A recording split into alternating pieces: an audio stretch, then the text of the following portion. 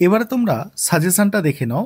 দেখো তোমাদের যে ইউনিট 1 তিনটে ইউনিট আছে টোটাল। তোমাদের ইউনিট 1 দেখো, ইউনিট 1 হচ্ছে শিক্ষার ধারণা। এখানে সিলেবাসটা একটু দেখে নাও তোমরা। সংকীর্ণ শিক্ষার সংকীর্ণ ও বিস্তার ধারণা, অর্থাৎ সংকীর্ণ অর্থ ব্যাপক অর্থ।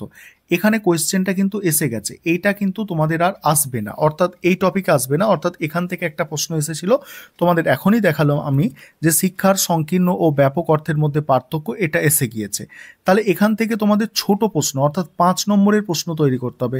শিক্ষার সংকীর্ণ অর্থ কাকে বলে, ব্যাপক অর্থ কাকে বলে, বৈশিষ্ট্য, পার্থক্য, এগুলো ছোট প্রশ্ন 5-এর জন্য তোমাদের করতে হবে, বড় প্রশ্ন নয়।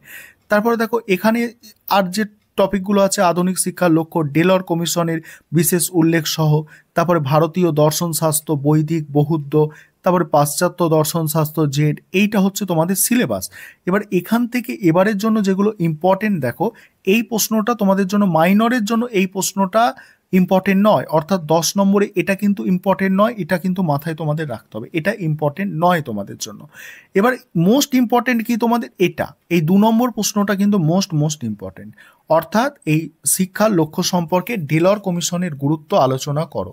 এই প্রশ্নটা খুব খুব ভালো করে তোমাদের তৈরি করতে হবে। শিক্ষার লক্ষ্য সম্পর্কে ডেলর কমিশনের গুরুত্ব, আবারও বলছি, ভালো করে কিন্তু প্রশ্নটা তোমরা তৈরি করবে 10-এর জন্য।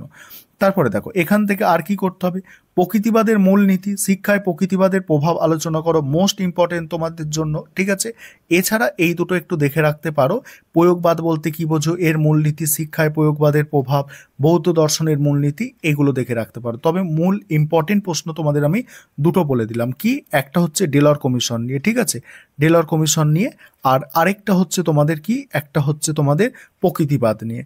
এবার এখান থেকে 5 নম্বরের যে প্রশ্নগুলো তোমরা তৈরি করবে, দেখো এখান থেকে 5 নম্বরের প্রশ্ন তৈরি করবে।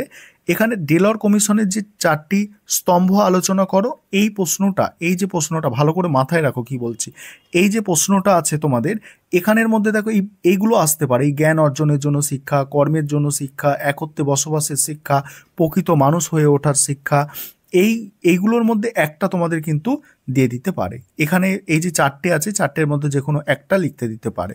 বা তোমরা এই প্রশ্নটা যদি পুরো তৈরি করো, মানে সম্পূর্ণ তৈরি করে নাও, তাহলে তোমাদের আরেকটা তোমরা এর মাধ্যমে উপকৃত হবে, যে এই প্রশ্নটা যদি তোমাদের পরীক্ষা আসে ডেলর কমিশনের 4টি স্তম্ভ আলোচনা করো, এটা তোমাদের এবারে 10-এ আসার খুব সম্ভাবনা, এই ডেলর কমিশন দিয়ে প্রশ্ন তোমাদের আসবে। তাহলে সেখানেও তোমাদের এটা পুরো লিখে দিলে হয়ে যাবে যে ডেলর কমিশনের স্তম্ভগুলি। তাহলে বুঝতে পারছো, এটা তোমরা অবশ্যই করবে। ডেলর কমিশনটা প্রথম অধ্যায় থেকে মোস্ট ইম্পর্টেন্ট।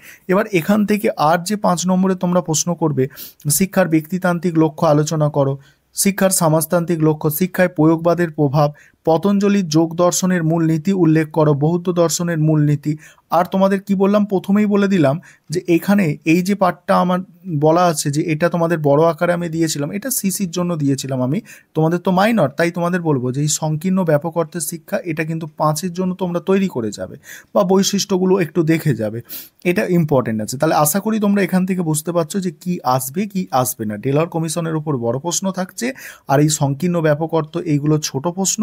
এবং এখানে ছোট প্রশ্ন আরও বলেছি যে শিক্ষা ব্যক্তিতান্ত্রিক লক্ষ্য, এইগুলো ছোট প্রশ্ন, ঠিক আছে।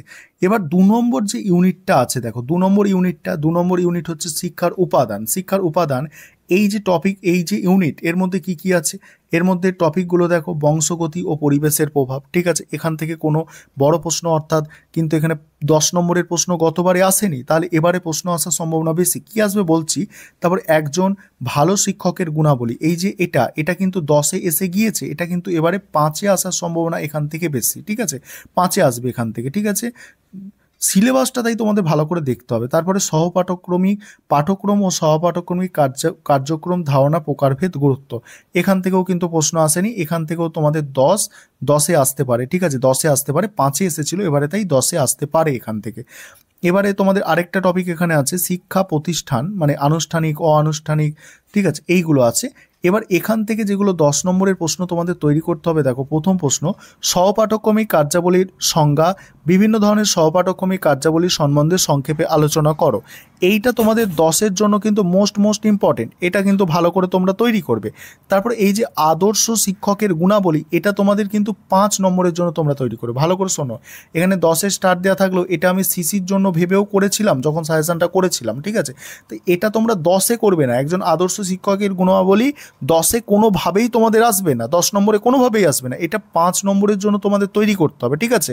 তারপরে দেখো পাঠ্যক্রম বলতে কি বোঝো, একটি আদর্শ পাঠ্যক্রম গঠনের মূলনীতি, এটা 10 নম্বরের জন্য মোস্ট ইম্পর্টেন্ট প্রশ্ন। তারপর এটা ভালো করে করতে পারো, শিক্ষার্থীর ওপর বংশগতি ও পরিবেশের প্রভাব, এটা 10 নম্বরের জন্য ভালো করে তোমরা তৈরি করতে পারো। তাহলে এখানে 2 নম্বর অধ্যায় থেকে 10 নম্বরের যদি 3টে প্রশ্ন করে নাও, এই সহপাঠক্রমিক কার্যাবলী, এটা পাঠ্যক্রম গঠনের মূল, পাঠ্যক্রম কি, একটি আদর্শ পাঠ্যক্রমের মূলনীতি বা বৈশিষ্ট্য, আর হচ্ছে শিক্ষার্থীর ওপর বংশগতি ও পরিবেশের প্রভাব। এই যে 3টে বললাম, এই 3টে যদি 10-এর জন্য ভালো করে নাও, এখান থেকে তোমরা 10 নম্বরের একটা প্রশ্ন আরামসে কমন পেয়ে যাবে, ঠিক আছে। তারপরে 5 নম্বরের দেখো এখান থেকে 5 নম্বরেরগুলো আলোচনা করব, তার আগে একটা বিষয় বলে নিই, তোমাদের জন্য স্টাডি মেটেরিয়াল তৈরি করা হয়েছে। তোমরা যদি কেউ এখনও পারচেস করতে চাও স্টাডি মেটেরিয়াল, তাহলে কিন্তু তোমরা স্টাডি মেটেরিয়াল পারচেস করতে পারো, নিচে যে নম্বর দেখতে পাচ্ছ এই নম্বরে যোগাযোগ করে স্টাডি মেটেরিয়ালটা পারচেস করে নিতে পারো। এবারে তোমরা 5 নম্বরেরটা একটু বোঝো, 5 নম্বরের কি বলছি ভালো করে শোনো এবং বোঝার চেষ্টা করো। 5 নম্বরের প্রথম প্রশ্ন, পাঠ্যক্রমের আধুনিক ধারণা সম্পর্কে আলোচনা করো, ভালো করে করবে। একজন শিক্ষকের দায়িত্ব কর্তব্য, ঠিক আছে, এটা একদম মোস্ট ইম্পর্টেন্ট 5 নম্বরের জন্য, কারণ গতবারে এটা 10-এ এসেছে, এবারে এটা 5-এর জন্য খুব গুরুত্বপূর্ণ। তারপরে এটা করবে প্রথাগত প্রথাবর্জিত শিক্ষার মধ্যে তুলনা, এইগুলো করবে, আর এগুলো একটু দেখতে পারো, যেগুলো স্টার্ট দেওয়া নেই এগুলো একটু দেখে নিতে পারো। এবার তোমাদের আছে শেষ যে ইউনিটটা আছে, অর্থাৎ 3 নম্বর ইউনিট, 3টে তো ইউনিট, 3 নম্বর ইউনিটটা একটু দেখো। 3 নম্বর ইউনিট আছে তোমাদের শিশুকেন্দ্রিকতা ও খেলার মাধ্যমে শিক্ষা, ঠিক আছে। এখান থেকে তোমাদের এসেছিল, গতবারে এসেছিল যে কিন্ডারগার্টেন ও মন্তেশ্বরী পদ্ধতির মধ্যে মানে প্রভেদ আলোচনা করো বা পার্থক্য, বড় প্রশ্ন 10-এ এসেছিল, ঠিক আছে। আর দেখো এখানে প্রথম যে টপিকটা আছে শিক্ষায় শিশুকেন্দ্রিকতার ধারণা, ঠিক আছে, এটা গতবারে বড় প্রশ্ন এখান থেকে আসেনি, এই শিশুকেন্দ্রিকতা থেকে। তারপরে শিক্ষায় শিশুকেন্দ্রিকতার বৈশিষ্ট্য গুরুত্ব, এটাও বড়ই আসেনি। খেলা ও কাজের ধারণা, এটা তোমাদের এসেছিল, গতবারে এসেছিল, এটা 5-এ এসেছিল, গতবারের কথা বলছি। এবারে এখান থেকে 10-এ আসার সম্ভাবনা আছে। তারপরে আছে দেখো শিক্ষায় খেলার মাধ্যমে শেখা কিন্ডারগার্টেন মন্তেশ্বরী, এই কিন্ডারগার্টেন মন্তেশ্বরীটা গতবারে 10-এ এসেছিল, এবারে তোমাদের 5-এ আসতে পারে। এখান থেকে এবার বুঝে নাও কী করবে।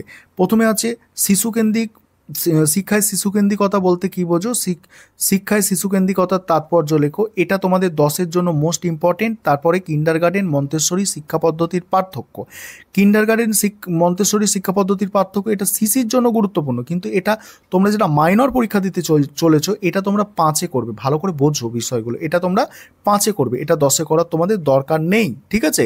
তারপরে দেখো প্রকল্প পদ্ধতি কি, এই পদ্ধতির বিভিন্ন স্তরগুলি আলোচনা করো, শিক্ষায় এই পদ্ধতির গুরুত্ব, এটা 10-এর জন্য ভালো করে দেখবে।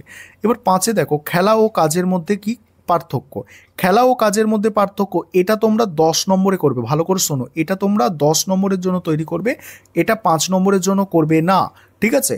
তারপরে শিক্ষায় প্রজেক্ট পদ্ধতির গুরুত্ব 5 নম্বর, প্রকল্পের বৈশিষ্ট্য, শিশুকেন্দ্রিক শিক্ষার বৈশিষ্ট্য, মন্তেশ্বরী শিক্ষার বৈশিষ্ট্য, কিন্ডারগার্টেনের বৈশিষ্ট্য, এগুলো 5-এ করে নেবে। তবে প্রথমে যেটা আছে এটা তোমরা কিন্তু 10-এ করবে, এটা 5-এ করবে না, ঠিক আছে। আশা করি তোমরা বিষয়গুলো সম্পূর্ণ বুঝে গেছো।